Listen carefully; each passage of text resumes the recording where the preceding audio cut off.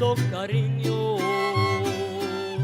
hermoso cariño, que Dios me ha mandado a ser destinado no más para mí. Precioso regalo, precioso regalo, del cielo ha llegado y que me ha colmado de dicha y amor. Hermoso cariño, hermoso cariño, ya estoy como un niño con nuevo juguete, contento y feliz. No puedo evitarlo y quiero gritarlo. Hermoso cariño que Dios me ha mandado no más para mí.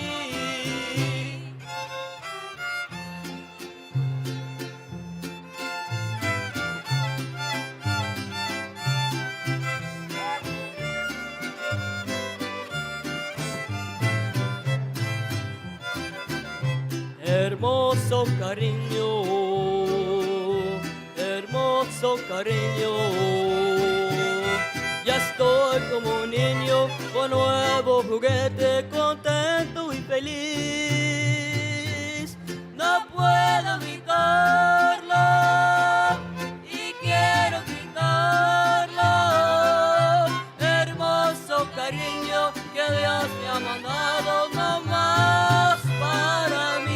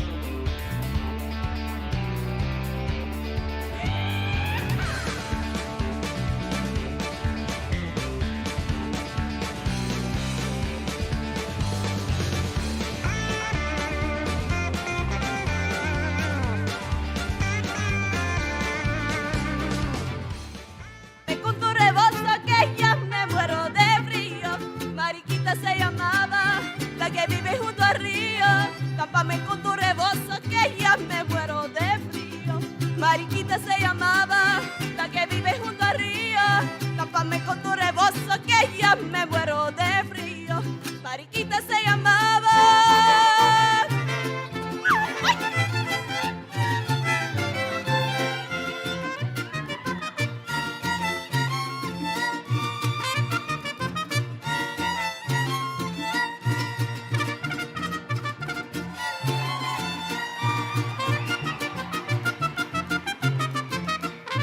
Porque me la llevé, su mamá se me enojó. Ahora que me lleve a mí, a ver si me enojo yo. Sí, porque me la llevé, su mamá se me enojó. Ahora que me lleve a mí, a ver si me enojo yo. Sí, porque me la llevé, su mamá se me enojó. Ahora que me lleve a mí, a ver si me enojo yo. Sí, porque me la llevé, su mamá se me enojó. Ahora que me lleve a mí, a ver si me enojo yo. Sí, porque me la llevé.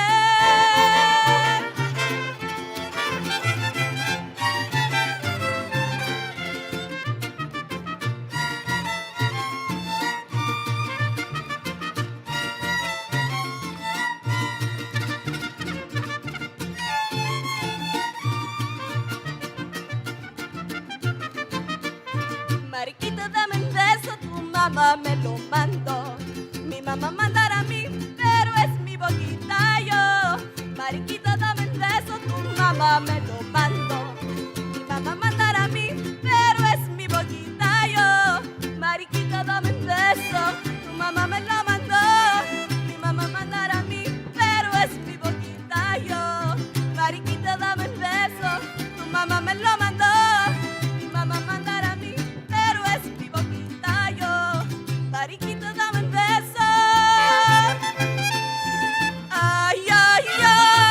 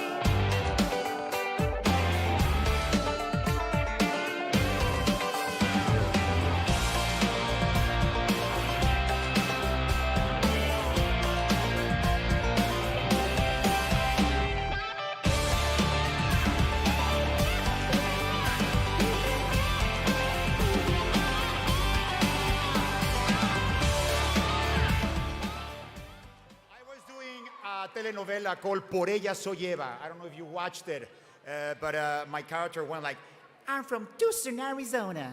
Yeah, she was from Tucson. How are you guys? Well, my name is Jaime Camil, also known in some parts of the world as Rogelio de la Vega.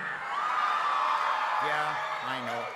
And I'm really thrilled to be here in Arizona on the campaign trail with a team that is going to deliver Arizona for Democrats. Yes or yes? Yes. And send Vice President Harris and Governor Tim Walz to the White House. I know it seems repetitive, like we say it every few years, but oh boy, are we serious this time? This really is the most consequential election of our lifetimes. It is. There is so much on the line for the Latino communities across the country, for our livelihoods, our healthcare, and for our families. So much so that my whole family came with me to this rally. Where are they? As a proud United States citizen, I want my kids to get involved and to understand the importance of backing up our beliefs and our morals and ethics. I want them to get involved in our democracy because it is one we have to continue to fight for with each generation. And it truly is the greatest democracy in the world. Yeah. This election is a choice between two very different options, just two. Kamala Harris is focused on the future. Donald Trump wants to drag us back to the past. And if given the opportunity, demolish our democracy. Yeah, I mean, he already tried. He failed, but he tried. Over the past 3.5 years, we have made enormous progress as a nation, from rebuilding our economy to lowering drug costs, passing the first major gun safety legislation in nearly 30 years. And the most significant climate legislation in the history of the world. Now, the other side says they care about the economy, but Trump has the worst jobs record in modern history. The other side says they care about healthcare, but they tried to kill Obamacare, a program that made healthcare more affordable and for the first time ever didn't let insurance companies deny coverage for pre-existing conditions. And you know who we should thank for that? Your incredible late Senator John McCain.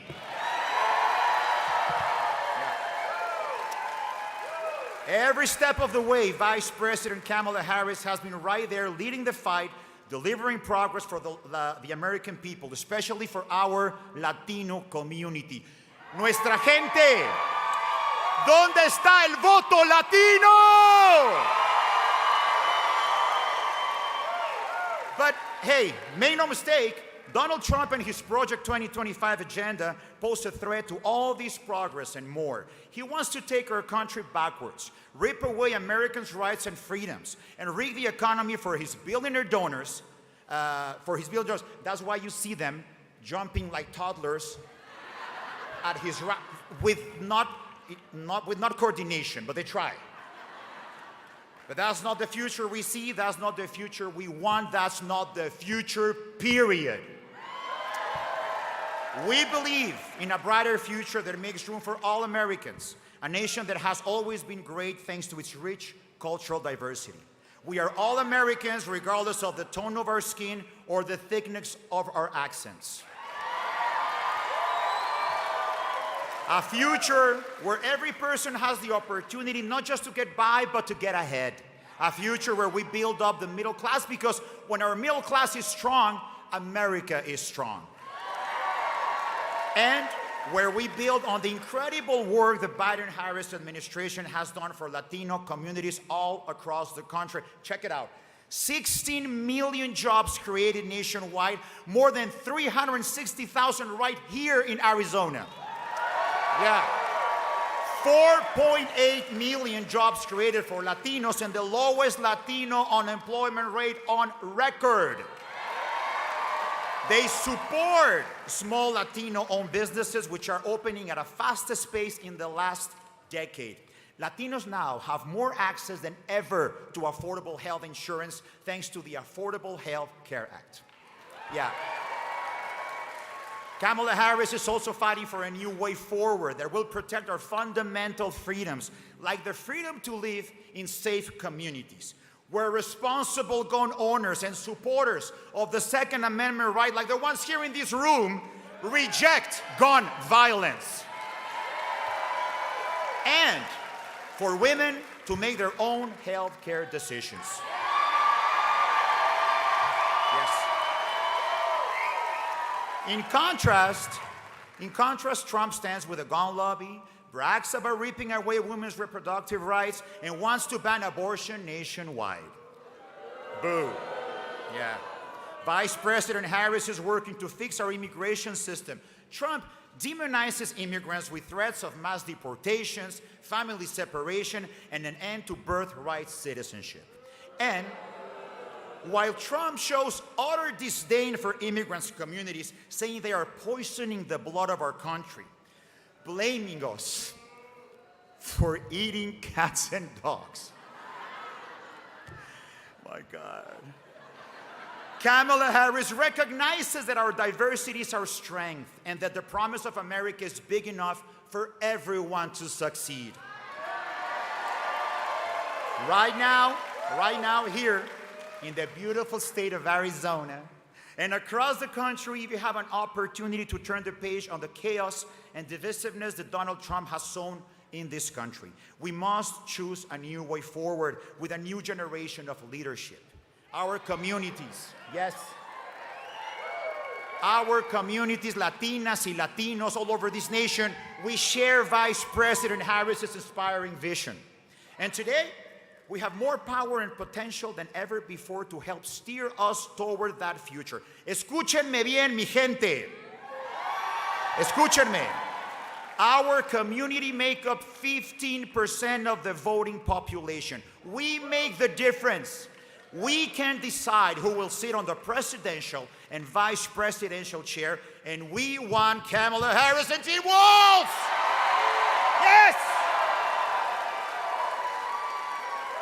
We have a chance not just to elect someone who cares about our communities and the issues we face, but someone who has taken action for our communities, someone who will fight each and every day for us, someone that will never see us as rapists and drug dealers. Instead, someone that will always refer to us and address us with respect, dignity, and love.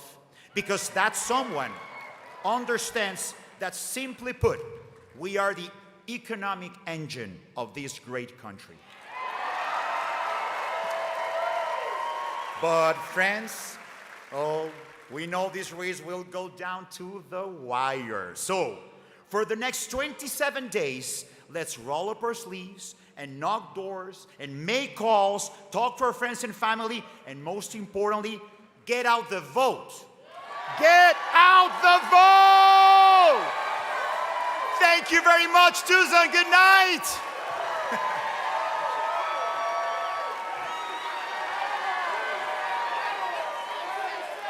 Please welcome Mayor Romero.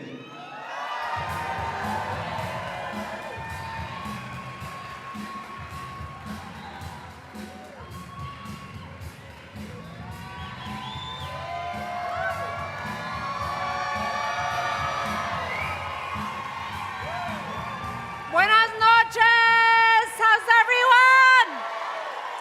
Good evening, Tucson.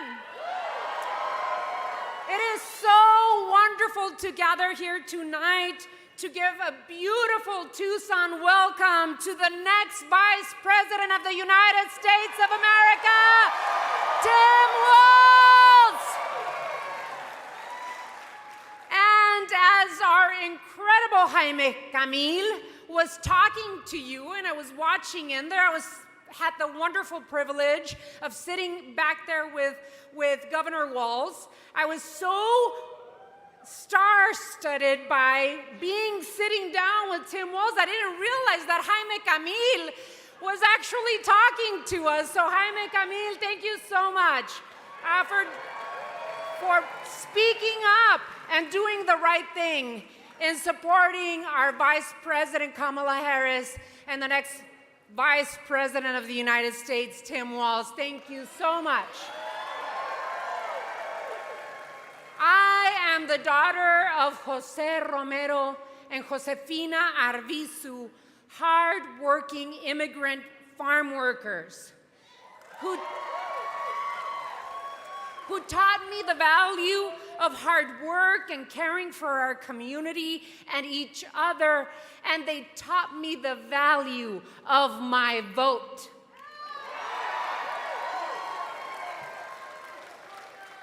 I'd like to acknowledge and take a moment to center us and to acknowledge the histories of these lands.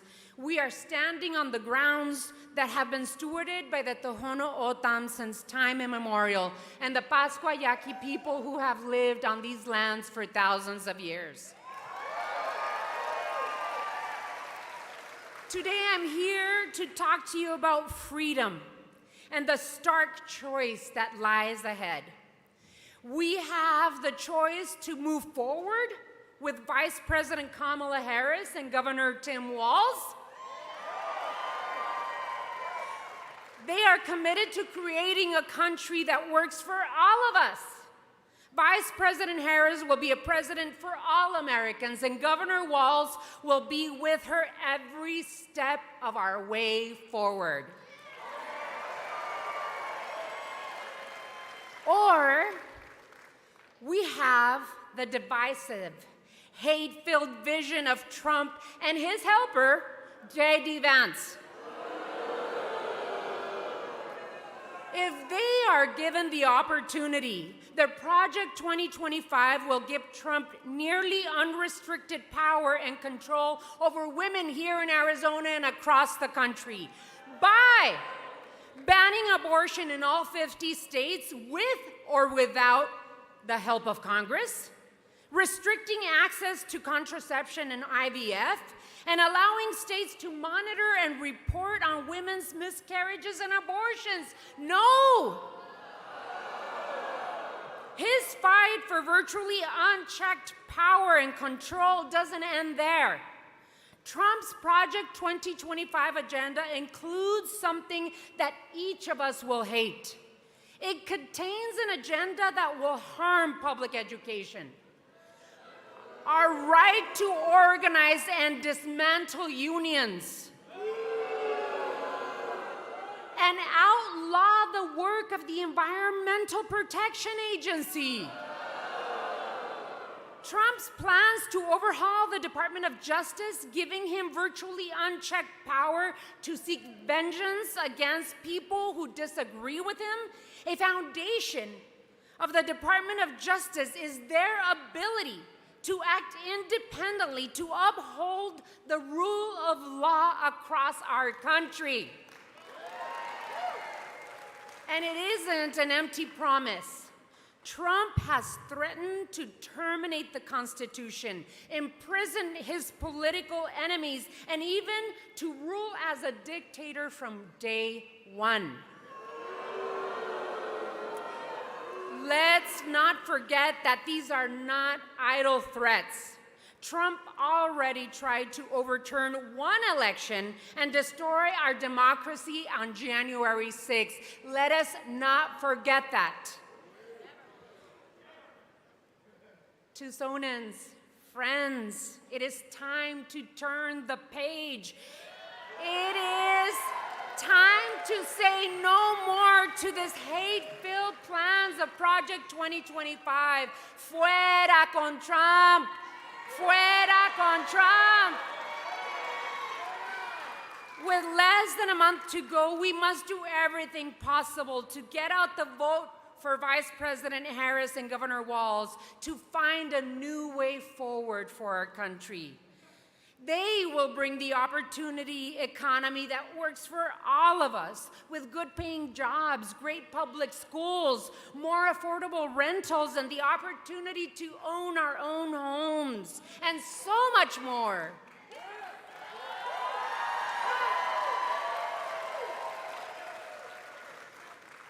Tucson is the blue wall of Arizona that will stop Trump and J.D. Vance here in our country. And the way to the White House is through Tucson, Arizona, straight to DC. So what we need to do, what is it that we need to do? We need to make sure that our friends, families, and neighbors know what's at stake. We need to find those people in our lives who maybe aren't planning on voting and help them understand what is at stake this election. So I'm gonna give you homework, even though I wasn't a teacher like our coach. I am going to give you homework. When you leave this rally, make sure that you are in charge of turning out at least 5 voters. 5 voters. It could be nieces, nephews, neighbors. It could be family. It could be friends. I'm just asking for each and every one of you. Imagine what a difference. You being personally responsible for turning out 5 voters. Let's do it, Tucson. So when you get your ballot, call your family, your nieces and nephews, your friends. Ask them if they received their ballot. Make sure that you vote on it immediately and mail it in as quickly as you possibly can. Remember, we're going to have a long ballot. It's 4 pages this year. Make sure that you vote for Democrats from the top of the ticket with Kamala Harris down to our school board members. Each and every one is important. And we have many propositions and initiatives this year. Please make sure that you vote yes on Proposition 139 that will put bodily autonomy into the Constitution of Arizona. Vote no on Proposition 314 that will criminalize immigrants, and every other proposition is a no vote. We know that everything that is on the line, we know what it is. We all here know that's why we're here. We just have to take it out there into our community and to our family. Because when we organize, and when we vote, and when we fight, cuando luchamos, ganamos. Gracias, Tucson.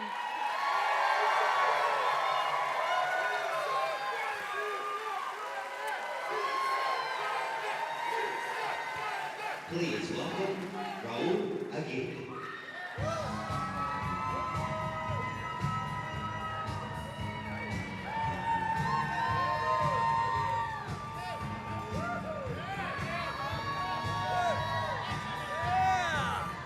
Hola familia, buenas tardes. ¿Cómo están? How you feeling? Yeah! Claro que hell yeah. That's what we say, a little bit of Spanglish. I'm so glad to be here. How about it for Mayor Romero? Give her a big round of applause.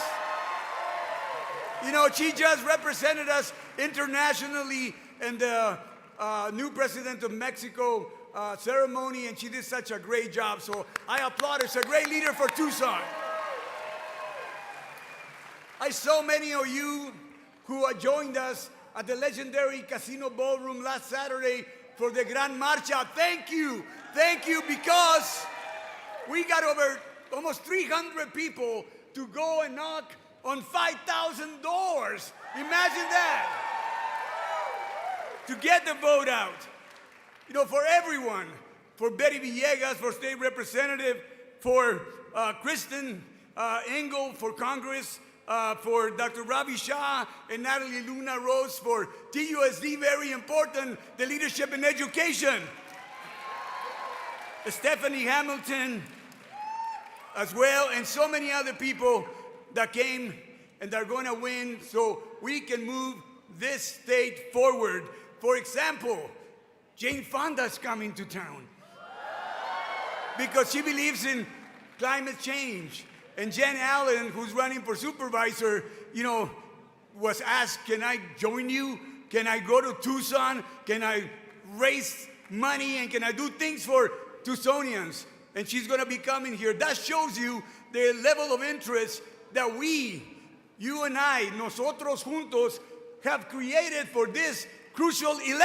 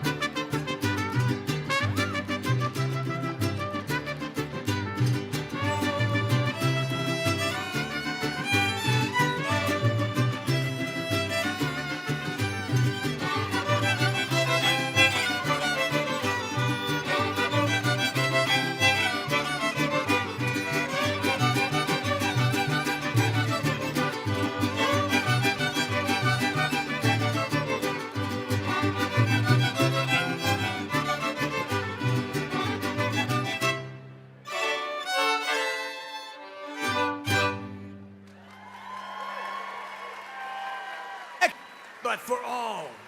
The young people of today, they're reimagining everything. They were imagining the future in ways that inspire hope. I'll be remiss if I don't recognize Patrick Rowe is from deep in the Southside District. Yeah. Elizabeth Soltero, also from the Sunnyside Foundation. My own daughter, my oldest, Marisol Flores.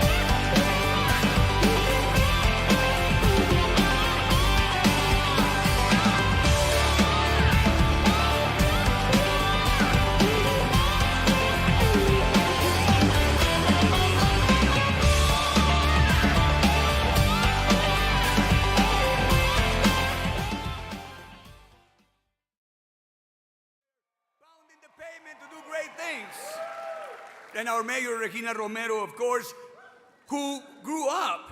Each of them have risen from grassroots movements, carried forward by the hard work of hundreds of volunteers who know the power of community and activism.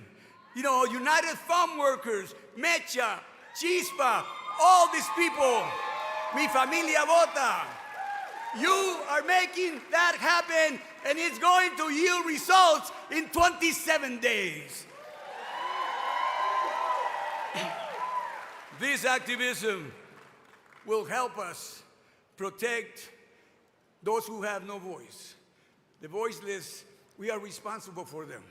We need that. We can't have that other conversation of hate and negativity. Let's stop the chaos so we can protect refugees and the undocumented with humane policies. I know they're going to make this happen. So, damas y caballeros, ladies and gentlemen, it is my great honor to introduce to you a man who has served as congressman, a teacher, arriba los maestros, teachers, a coach, and as the governor of Minnesota, a man who knows what it means to fight for working people. Let's give un gran aplauso, a roaring Tucson welcome to the next Vice President of the United States, Tim Walz.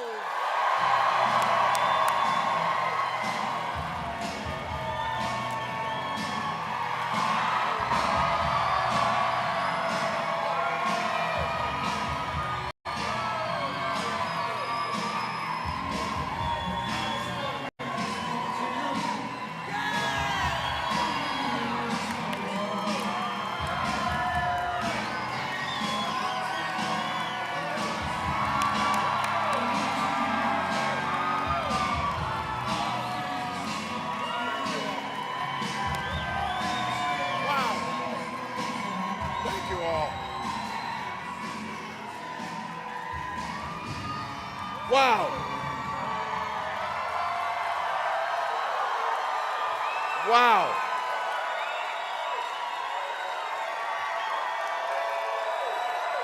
Thank you, Tucson. Wow. Can we all just note, I'm ready to run through the wall for Raul on that, so thank you. Fantastic, unbelievable. Wow, listening to the folks who came out here. Jaime, taking time out of his life to come out here. I'm back there saying, that guy's a superstar, and I got to meet him. So Jaime, thank you for coming out on this. And I know Arizona produces an incredible leader, but we just saw one. Your mayor is amazing. Thank you for electing him. Amazing. Earlier today, I was down in Phoenix, and we were at a VFW hall, 7401. That hall was named after John McCain, and I had the privilege of being in that hall with his son Jim McCain, who's supporting this ticket for all the right reasons. I was also there, I know Arizona gets it right, I was also there with another guy. You need to make sure Ruben Gallego is your next senator. So, amazing. We were in that hall talking about unity and talking about the things that bind us together, and the three of us, they were two Marines, and they said, well, the Army finally showed up after we did the work. But we were in there about unity, about what we do together, because all three of us said we never remembered serving beside a Republican or a Democrat or an independent. We served beside fellow Americans.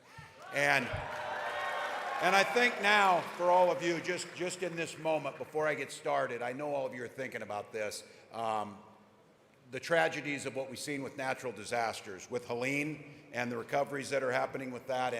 And as we speak, at this moment, Hurricane Milton is coming ashore in Florida. So I know you're all praying for the families, those that have already lost homes or loved ones, and knowing that Florida is staring down the barrel of a major storm. So for all of you, President Biden, Vice President Harris, my fellow governors, the officials at all levels in those impacted states are doing everything they can to help the folks.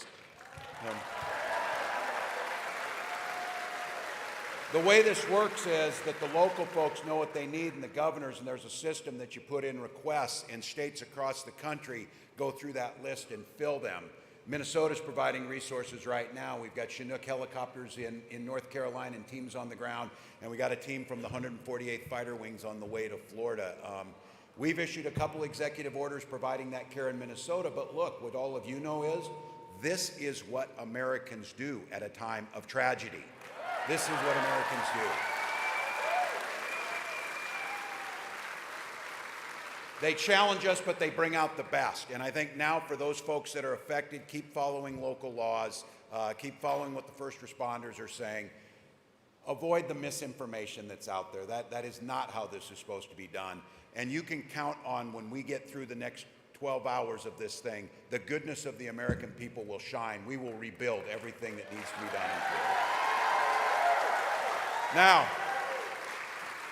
Now comes the big thanks to all of you. I can't tell you how grateful I am to see you all here. Look, you came, you waited in lines, you sat and you waited for this. You did it. Thank you, Tucson, for doing it.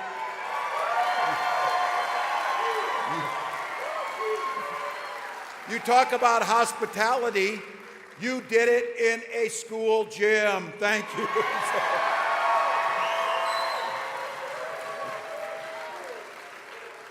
Look at the attention to detail. 2024 on the scoreboard, people. And obviously, as the guests, we're winning, just so you know.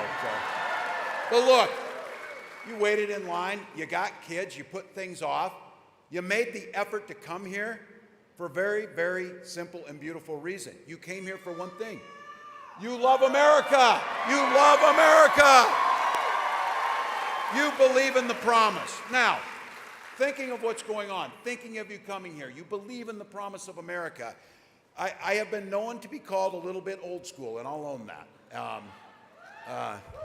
By the way, I see that Minnesota Twins hat. Thank you, sir. I appreciate that. So that's the hospitality. Next year. That's what we say in Minnesota, next year. So, but look, I believe, and I think you believe, a president's words matter. Character and leadership matter in what you're doing this. They matter. You've seen it, and we all know it, and we all learned it. In the heart of the Great Depression, when the country was hurting, and we didn't know what was going to come next. You've heard these stories. It was at that first inaugural, President Franklin Roosevelt told the American public, all we have to fear is fear itself. And it was meant to bring us together, to take on the challenges, because that's what we've always done.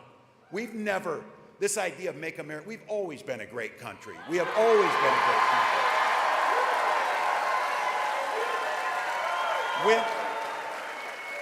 when communism was spreading throughout the world, suppressing human rights and freedom and threatening Europe, it was Ronald Reagan who stood there as the Russian Empire and the Soviet Union tried to spread and said, Mr. Gorbachev, tear down this wall. And at a time that the country needs the leadership, during this most important presidential election, at the only debate between Kamala Harris and Donald Trump stood on that stage and said they are eating dogs and they're eating cats. Now, as Americans, that feeling you just got, both the revulsion. Look, if this guy were an entertainer on TV, it might be funny. But it's not funny when it comes from someone who wants to be the President of the United States, because it's dangerous. It's dangerous. Those words forced the Republican governor of Ohio to say that's not true, and it forced the Republican governor of Ohio to send state law enforcement to escort kindergartners to their school. That is not who we are. That is not leadership. So look, these guys are way more interested in sowing division than solving problems. On everything that you care about, Donald Trump and J.D. Vance have no plan, only for Donald Trump. That's it. But here's what's beautiful about a presidential election. There's a choice. Kamala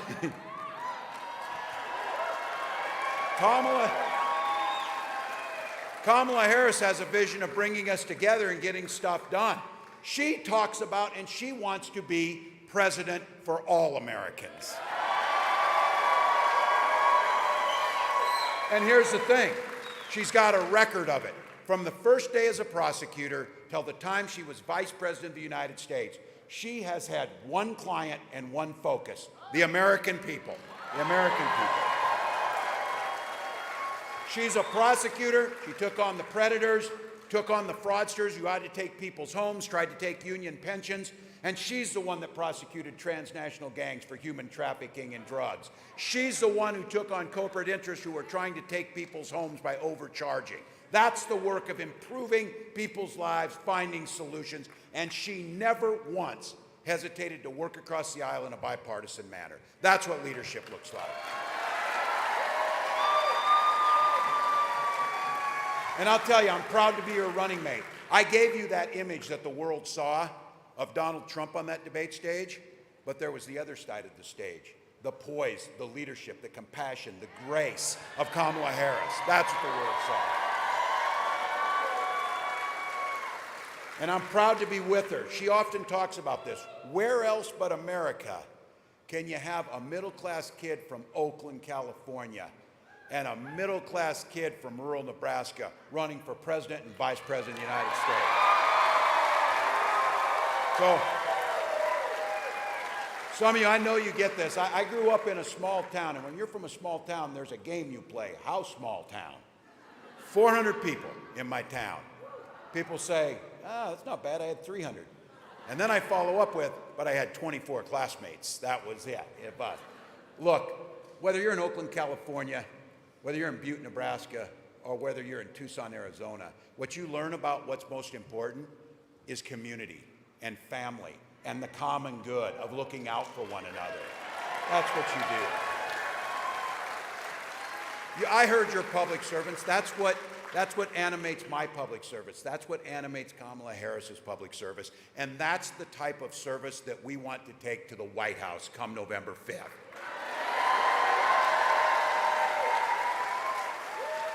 You heard it from the mayor. You heard it from the folks who came out here. You heard Jaime talk about that. The facts are facts. Now, I know for these guys, it's a bit challenging. Facts are facts.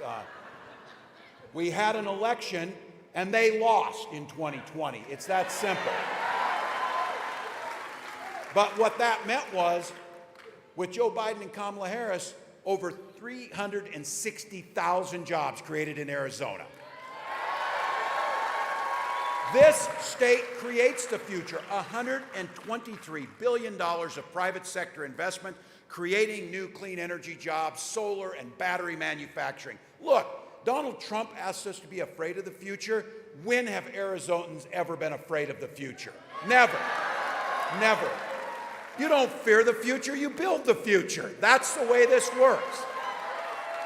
So look, Trump wants to roll back those investments. His running mate called them basically a table scraps.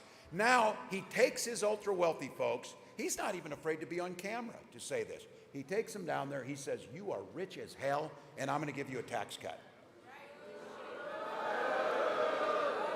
I will give him this. They say, you never give President Trump credit for anything. I will give you credit for this. He kept his word and he gave them a tax cut. He did do that.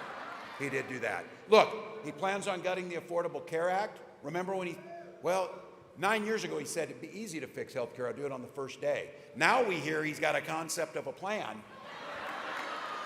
J.D. Vance tried to explain that plan. They should go back to the concept because the actual plan is worse. It takes your health care. It takes your health care.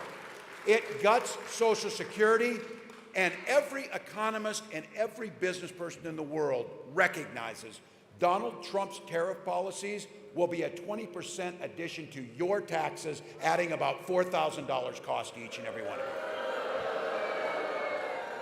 All to give tax cuts to the wealthiest. So look, you all know here too, and I heard it the other day, housing, everything, jobs, crime, everything. They want to blame everything on migrants, and they want to take no responsibility or come up with no plan. Senator Vance, I will give them, again, I'm being generous tonight, I'm giving him credit. He did come up and said he created stories out of whole cloth when he made up those stories about people in this country legally, who came through the system legally, and made up stories about them. So look it, we all know we want a secure border. She's taken action to cut crossings in half, and now they're lower than when Donald Trump was in office. She's doubled the amount of fentanyl that's been seized on our streets, and she negotiated a tough but fair bipartisan border deal. She said would sign, and she will sign that border deal.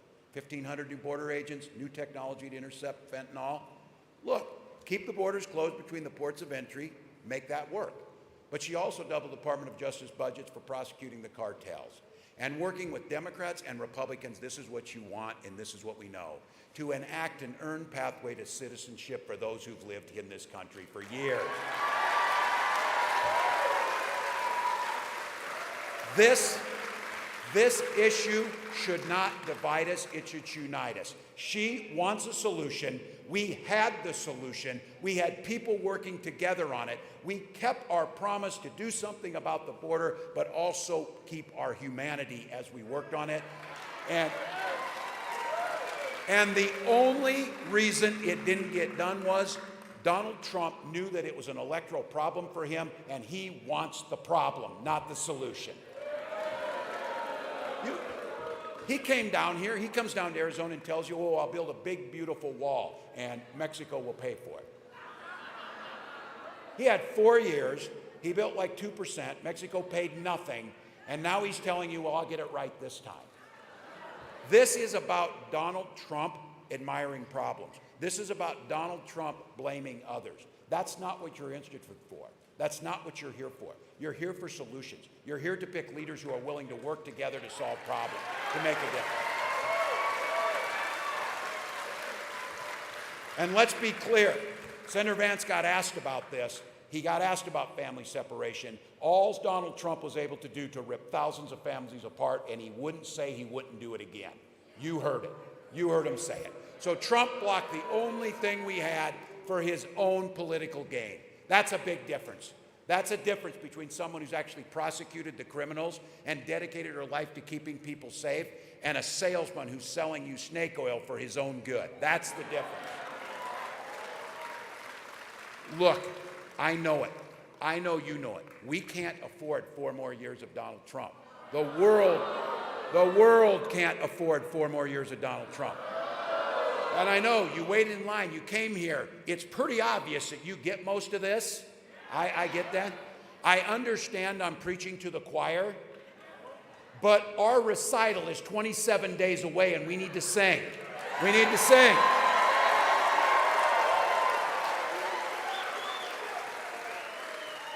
Look, I got to be specific with my language. Before I said they didn't really have a plan. They actually do have a plan. And that plan is out there for you in the form of Project 2025. Now they're like, what's that? I never heard of it. Senator Vance said, I never heard of that. I said, and I asked, I said, well, that's weird. You wrote the foreword to the architect of Project 2025 book. Now, I've never wrote the foreword to somebody's book, but I'm pretty sure I would remember if I did and remember who the person was. But look, the football coach knows in me. They took the time, they put pen to paper, they created a plan to tax cuts to the wealthy, pregnancy registries, gut the federal service. They're actually in there privatizing weather forecasting and getting rid of National Weather Service. Like that's what they do. So look, the football coach knows in me. You make a playbook, you're going to run the plays. And that's what they're going to do. They're going to run the plays. So look, Kamala Harris gets it. And for many of you here, and I heard it. I heard it from Rahul, I heard it from others. One of the reasons she gets it is because she grew up middle class. She did not grow up. My God, if all of us would have started out with $400 million, we could have done better than Donald Trump.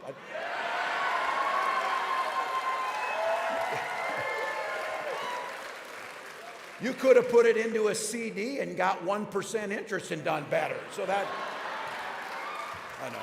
Here's what she knows. You all know this. This isn't about not being happy someone's successful. This is about making sure we understand when the economy works best is when it's fair.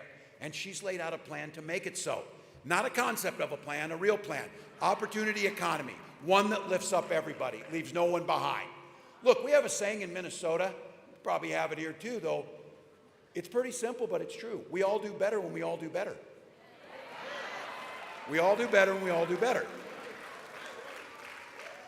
Things like rights. Rights are not like a pie. If someone gets rights, doesn't mean you get a smaller piece. That's not how this works.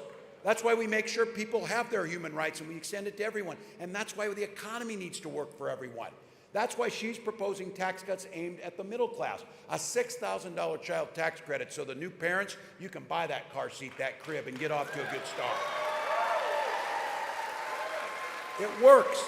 It works. Kids get a better start. And what she knows is that the idea of home ownership, things that you need to have, making sure that that home ownership piece is there so that you can have a $25,000 down payment assistance, and we build 3 million more new homes. The young folks out here, they're wondering, how in the heck am I going to own a home? That's what you want to know. Look, those guys on the other side, they see, again, they blame migrants. Where are they getting the money to buy homes? You know, they're blaming. But what you know is in places, we were up in Reno, one company bought 260 homes. They see this as a commodity. They buy it like stocks and bonds, and then they sell them around.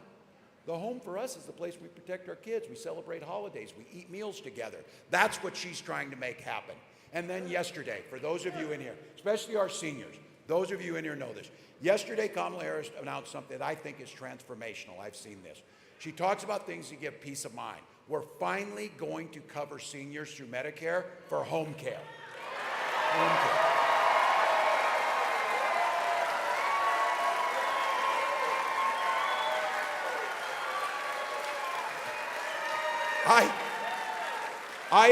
I know Arizonans are practical people. I thought someone was going to give the about damn time, because it is. Look, seniors can age in their home. Their quality of life improves. And in the long run, you actually save money doing that by keeping people there and helping the families. And then expanding, and this is another one, expanding Medicare coverage to vision and hearing. You know?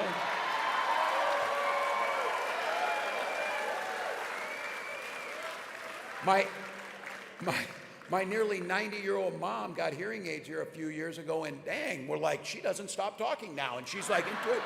She's engaged in the conversation. We all know that. She's out there. It's about quality of life. And you know how we're going to pay for that? You know how we're going to pay for that?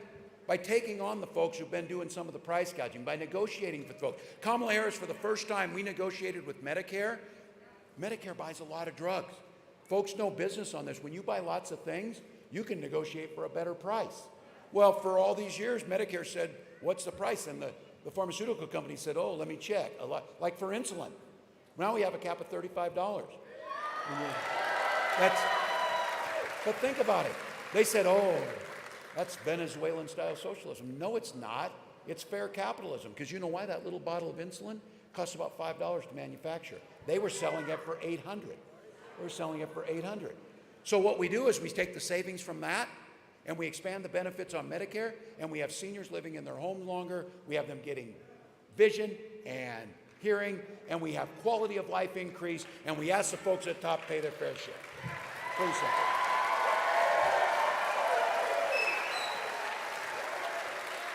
So if any of your undecided relatives, or who might be on the other side, I know we all have them, I know I do, family members and stuff, what's your plan? You talk to them, especially if they're over 55, you tell them that. That is a dang good thing right there. Because you know I hear this, I don't know, I don't really like Donald Trump's personality, but I like his proposals. Which ones? Tax cuts to billionaires? Taking away women's reproductive rights? Not dealing with climate change? Not having a plan for immigration?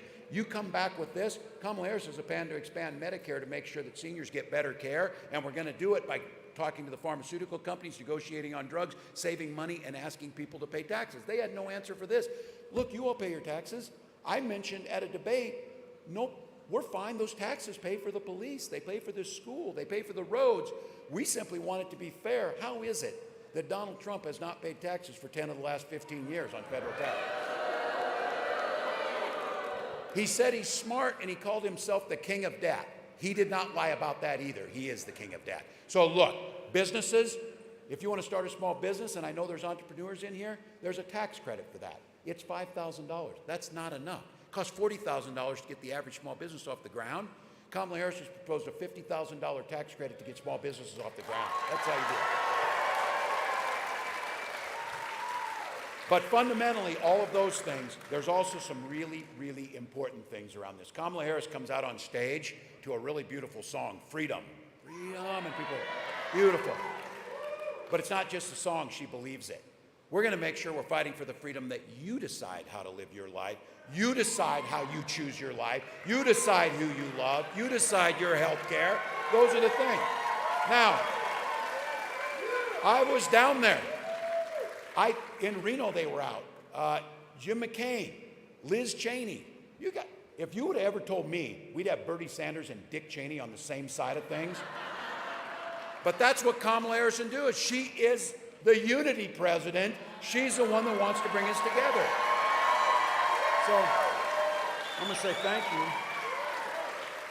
There's many, and you're in here. You remember when Republicans were a party of freedom. Real freedom. You can't tell me that John McCain would be okay with a former president calling Vladimir Putin like a buddy every week. That or telling Vladimir Putin, do whatever the hell you want in Ukraine, a democratic ally. That's not the party of McCain nor Reagan, I'll guarantee you that. And I'll tell you what it's not either. This group with Donald Trump, when they mean freedom, they mean that they should be free to invade your exam room, to invade your school library, to invade your bedroom, and have government be just small enough to be in every damn part of your life that they shouldn't be.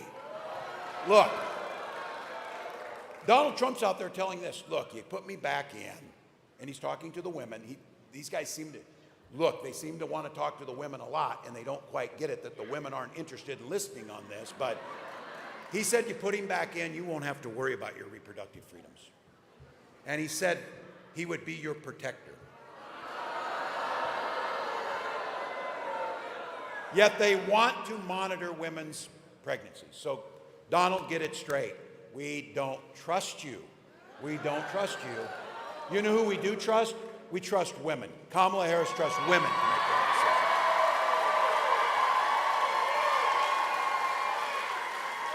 decision. And to all of us, to Arizonans, to the party of Reagan, to the party of John McCain, to all of us in here, something we say in Minnesota, and I know you say it here, things work better in almost all aspects of life if people just mind their own damn business about things. That's it. I feel like the Republican Party, I should like trademark that, because that used to be their mantra. Stay out of our business, stay out of doing that. Now they want to be in every single thing you do. So look, for all of you, and I know there's different reasons on this, especially for the women in here, especially for the fathers, the husbands, but it's personal for all of us. And this idea, you think they're stopping with abortion? Oh, no. You know, it's a beautiful thing. We have 20 states that do this. Whatever. It's not a beautiful thing that women are bleeding out in parking lots. It's not a beautiful thing that Amber Thurman has to drive from Georgia to North Carolina to get her care, and by the time she's now dead. And those are what's out there. They're not stopping. They're talking about access to contraception. And they're talking about limiting, and they've tried it, limiting fertility treatments for families that want to have them. And that's where it comes in. Look, those women that now you know their names, Amanda and Hadley, the names of women who are courageous in speaking out what their bands have done, same with us. You don't want to hear me talk about my personal health things or my wife's personal health things, but we've talked about it because we used infertility treatments. And that's how we got our beautiful daughter, by infertility treatments. And for all of you, I talk about it. I don't want my kids to be thrust out there and they get, but look, they're my whole life. And I recognize if we're asking you to make us president and vice president, we damn sure better respect you and your family's decisions on the name. So here's my appeal to the Republicans in the group. When did the party of Reagan decide that government should make choices for you? They have not. When Vice President Harris and I talk about freedom, it's you, not politicians. And we guarantee you to the women in this country, you and your doctor will make the decisions when we restore Roe. Now, this freedom of dignity, and I'll bring this in here, freedom to retire with dignity. That's why this new proposal she put out is so exciting. But here's the thing.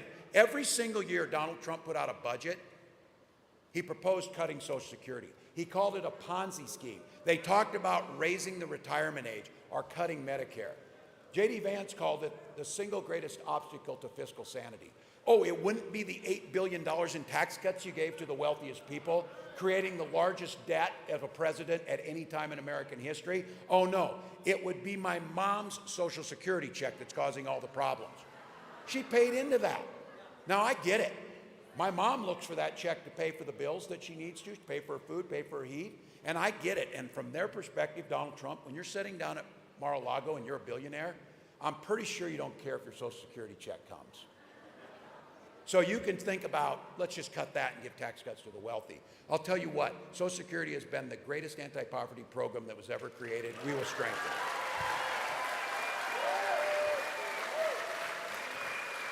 And then I'm going to address something that all of you, and this is one that is personal, and I will admit that when I talk about this, I get very emotional, and I wear my emotions on my sleeve. Because the other freedom is, and being in this space as a school teacher, and knowing the joy that's here, and knowing the parents who dress their little ones in their best clothes, and they send them off to school, and that teacher's waiting at the door to shake their little hands and welcome them into the world of learning that's out there and all the excitement or whatever. Our kids need to be free to be kids and go to school without being shot dead in their classroom. That's it.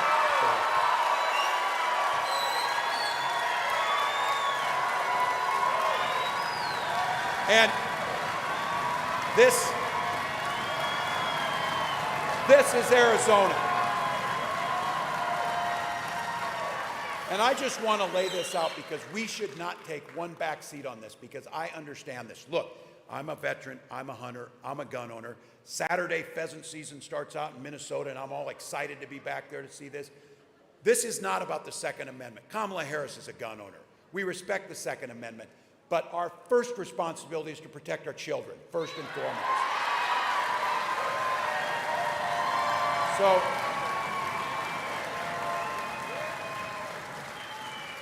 Donald Trump told us after a school shooting, another mass shooting, that we need to get over it, that we're traumatized.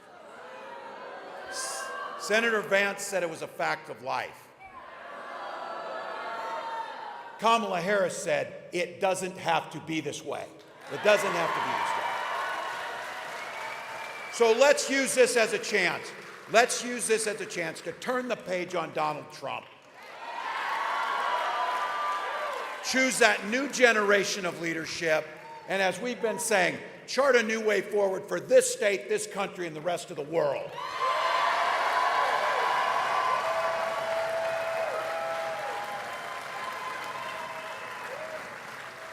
So look, you came out here and I'm grateful. You waited in line. You waited for our plane to finally get fixed and get you here. But again, you came here to be around people who care about this, who care about their country, and recognizing billions of people around the world could not imagine the chance to have the freedom to determine your own destiny, the way we go together.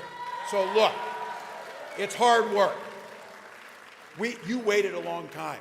Heck, our country waited 250 years, almost 250 years, to do what we can do in 27 days when we get this done. Say hello, Madam President.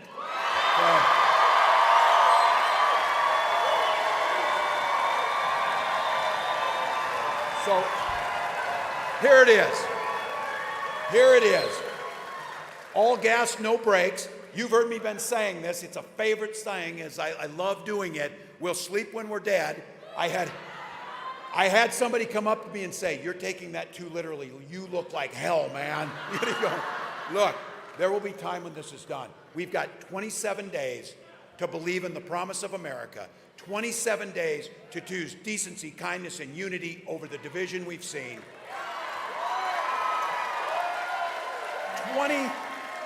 27 days to close the book and not have to hear about Donald Trump again.